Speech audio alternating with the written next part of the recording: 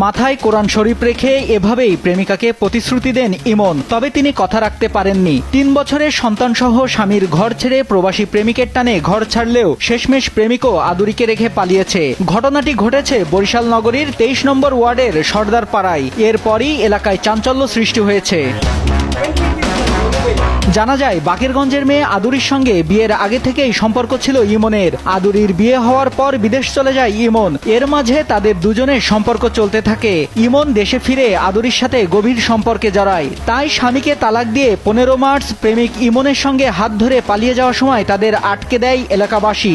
স্থানীয় কাউন্সিলর ও থানা পুলিশের সামনে আদুরিকে বিয়ে করবে বলেও অঙ্গীকার করে ইমন। এর কিছুক্ষণ পরই ঘটনাস্থল থেকে পালিয়ে যায় প্রেমিক ইমন। এরপর বিয়ের দাবিতে আদুরি গিয়ে হাজির হয় তার প্রেমিকের বাসায়। একুল ওকুল দুকুল হারিয়ে পুলিশের কাছে ধর্ণা দিচ্ছে এক সন্তানের জননী আদুরি। ফ্যামিলি আমাকে বিয়ে দিয়ে দেয়, তখন আমি ওরে বলছি, ও বলছে তুমি বিয়ে করো, এখন আমি বেকার। তো ওর সাথে আমার ওই রিলেশনটা থেকে যায়।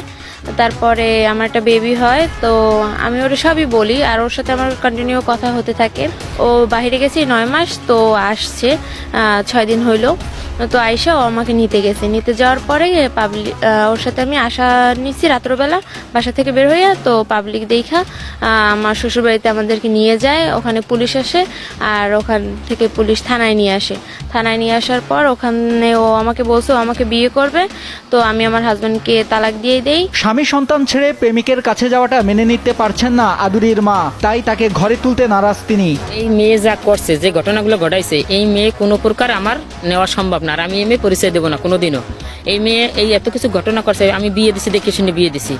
আমার জামাই ভালো, সেখানে আমার একটা নাতি আছে। এর স্বামী থাকা অবস্থায় এই ছেলের সাথে কেন সম্পর্ক করছে? করে আবার দেখেন এই ধরা খাইছে।